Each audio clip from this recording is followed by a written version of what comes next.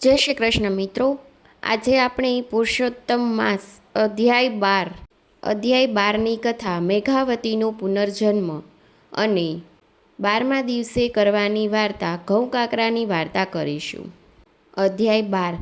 સૂત પુરાણી બોલ્યા, હે મુનિશ્રેષ્ઠો, ભગવાન શંકરના અંતર્ધાન થયા પછી મેઘાવતી શોકથી ઘણી દુઃખી થઈ. તેની આંખમાંથી આંસુ વહેવા લાગ્યા. મેઘાવતીનું શરીર ચિંતામાં અને શોકમાં ઘસાતું ગયું અને થોડા સમય પછી તે મૃત્યુ પામી.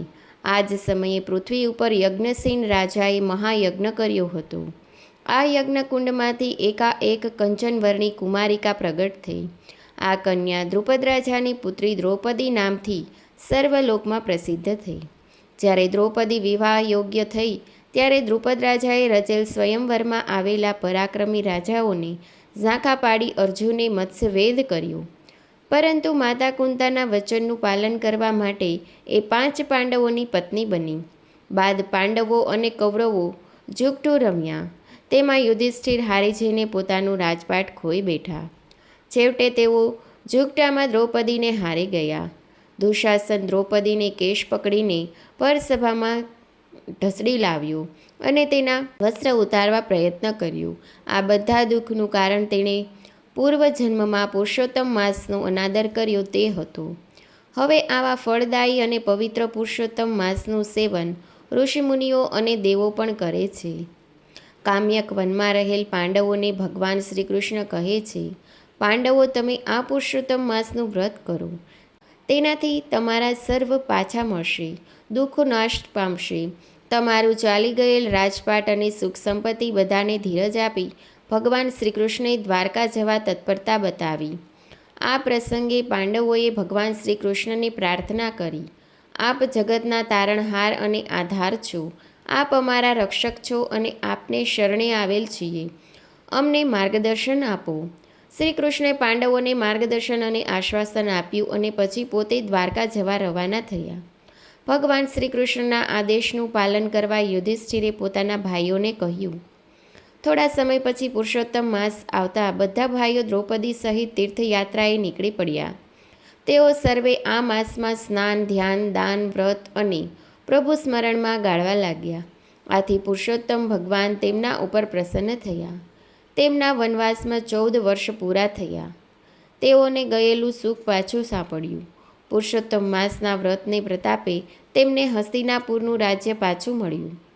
શ્રી બૃહન્નાદીય પુરાણનો પુરુષોત્તમ મહાત્મ્યનો મેઘાવતીનો પુનર્જન્મ નામનો 12મો અધ્યાય સંપૂર્ણ થાય છે. હવે આપણે પુરુષોત્તમ માસમાં 12મા દિવસે કરવાની વાર્તા કરીશું. ઘઉં કાકરાની વાર્તા. એક ગામ હતું. તેમાં એક મોચણ અને એક સોનારણ રહી નજીક નજીકમાં રહેતા હતા.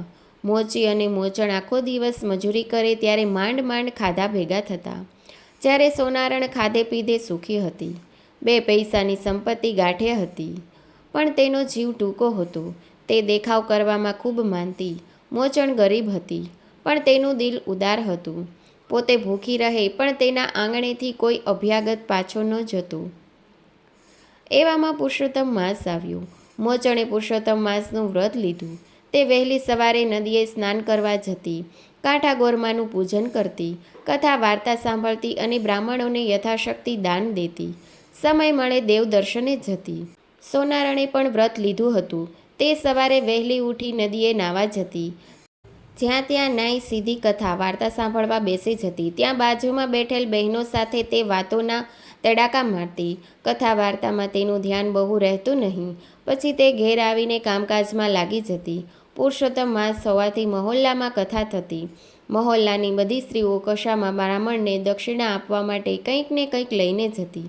દરેક પોતાની સાથે મુઠ્ઠી ઘઉં લાવ્યા હોય તેની ગોરમા પાસે ઢગલી કરતી. જ્યારે સોનારણ આખો વાટકો ભરીને ઘઉં લઈ જઈ ઢગલી કરતી. બધાની ઢગલી કરતાં સોનારણની ઢગલી જુદી તરી આવતી. હકીકતમાં સોનારણ એક ભાગ ઘઉં લેતી અને તેમાં પોણો ભાગ કાંકરા ભેળવતી. સાંભળવામાં ઓછું ધ્યાન આપતી, પણ તેનું લક્ષ્ય પોતાની ઢગલી ઉપર રહેતું અને મનોમન ગર્વ કરતી. પુરુષોત્તમ માસ પૂરો થતાં મોચણે પોતાની કોઠીમાંથી હતા તેટલા બધાય ઘઉં કાઢી દીધા. માંડ 2 શેર જેટલા ઘઉં કોઠીમાંથી નીકળ્યા. તેના મનમાં થયું કે જો વધુ ઘઉં હોત તો વધુ આપત. બીજી બાજુ સોનારણે આખી કોઠી ભરીને ઘઉં હોવા છતાં 1 શેર ઘઉં તેમાંથી કાઢીને 4 શેર કાંકરા ભેળવી 5 શેરની થેલી ભરી કથામાં લઈ ગઈ. બધાએ યથાશક્તિ ઘઉં ગોરમાં સમક્ષ ઢગલી કરીને મૂક્યા. મોચણે પણ પોતાના ઘઉંની ઢગલી બધાની ઢગલીઓની બાજુમાં કરી.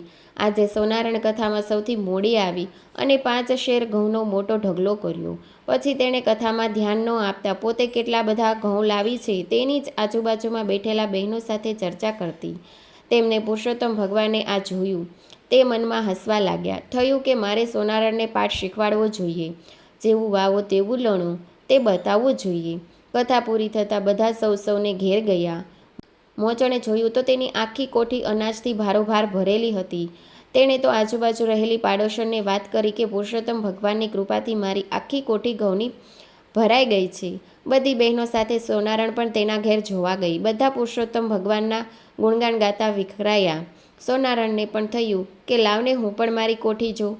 તેણે કોઠીમાં જોયું તો ઘઉં ભરેલ કોઠીમાં બધા કાંકરા જ હતા. તેને થયું કે આ કોઠીમાં તો ઘઉં ભર્યા હતા, તેના બદલે કાંકરા કેમ થયા? તેણે મનમાં વિચાર્યું કે કથામાં ઘઉંની સાથે 4 ગણા કાંકરા ભેળવી મેં દાન કર્યું, તેનું જ આ ફળ છે. તે મનોમન રોવા લાગી. જેવી ભાવના સાથે દાન અપાય છે તેનું ફળ તેને તેવું જ મળે છે. બોલો પુરુષોત્તમ ભગવાનની જય. જય શ્રી કૃષ્ણ મિત્રો. વિડીયો ગમે તો ચેનલને લાઇક કરજો, શેર કરજો અને સબસ્ક્રાઈબ કરવાનું ભૂલતા નહીં. Thanks for watching.